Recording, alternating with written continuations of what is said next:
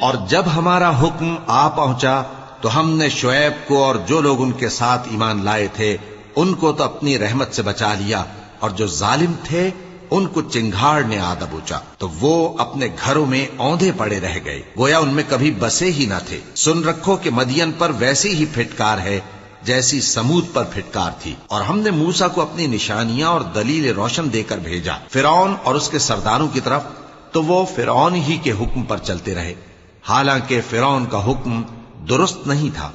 وہ قیامت کے دن اپنی قوم کے آگے آگے چلے گا، پھر ان کو دوزخ میں جا اتارے گا، اور جس مقام پر وہ اتارے جائیں گے وہ برا ہے۔ اور اس جہان میں بھی لعنت ان کے پیچھے لگا دی گئی، اور قیامت کے دن بھی پیچھے لگی رہے گی۔